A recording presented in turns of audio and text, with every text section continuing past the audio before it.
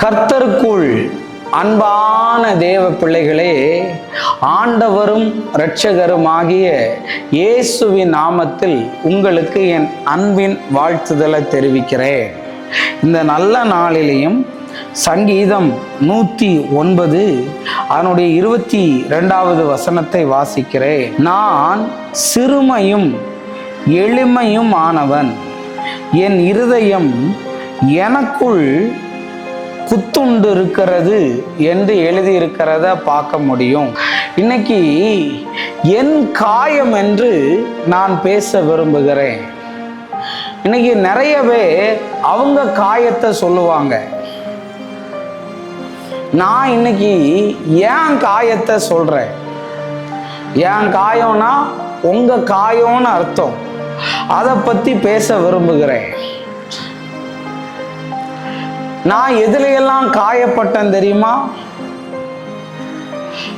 எந்த உறவுகள் என்னை நேசித்ததோ அந்த உறவுகள் எவ்வளவு எனக்கு பாசத்தை தந்தாங்களோ அந்த அளவுக்கு காயத்தையும் தந்தாங்க.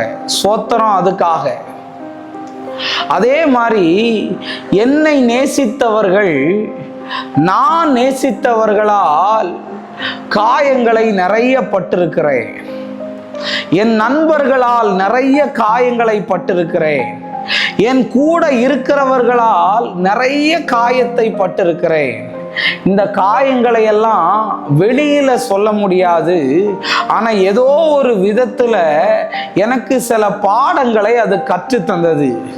எக்ஸாம் டைம்ல எக்ஸாமுக்கு படிக்கிறதே பெரிய ஒரு சோதனை தான். ஆனா படிச்சு பாஸ் ஆனதுக்கு அப்புறம் அந்த சோதனைய நம்ம நினைச்சு கூட பார்க்க மாட்டோம்.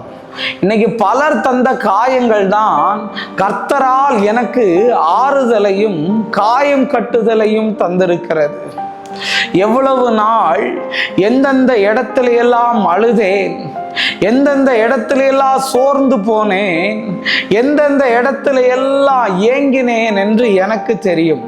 இன்னைக்கு கர்த்தருடைய வார்த்தையை கேட்டுக்கிட்டு இருக்கிற உங்களை பார்த்து சொல்றேன், உங்க தனிப்பட்ட காயத்திலிருந்து நீங்க வெளியே வாங்க. நிறைய ஹர்ட்டிங்க வாங்கியிருக்கீங்களா? நிறைய ரிஜெக்ஷனை வாங்கியிருக்கீங்களா? நிறைய பெயினை அனுபவிக்கிறீங்களா?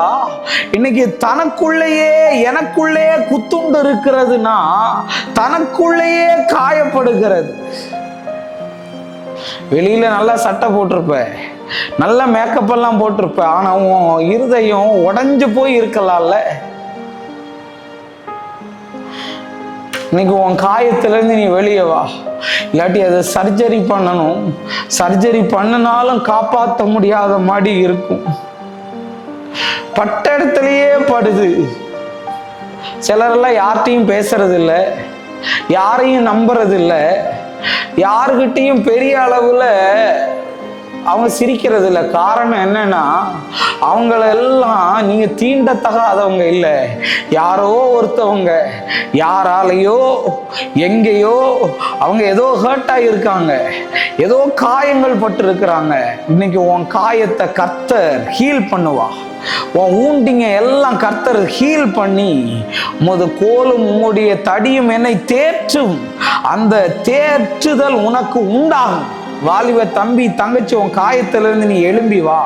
கர்த்தர் உன் வாழ்க்கையில பெரிய காரியத்தை செய்வாரு. நம்ம ஜெபம் பண்ணலாம். அன்பான ஆண்டவரே, இந்த நேரத்துக்காக நன்றி. ஆண்டவரே, நீர் எங்களோடு பேசின நல்ல வார்த்தைகளுக்காய் நன்றி சொல்றேன். எல்லா தடைகளையும் கர்த்தர் மாற பண்ணி பெரிய அற்புதத்தை செய்யுங்க. இயேசுவின் நாமத்தில் வேண்டுகிறேன் நல்ல பிதாவே. ஆமேன், ஆமேன், ஆமேன்.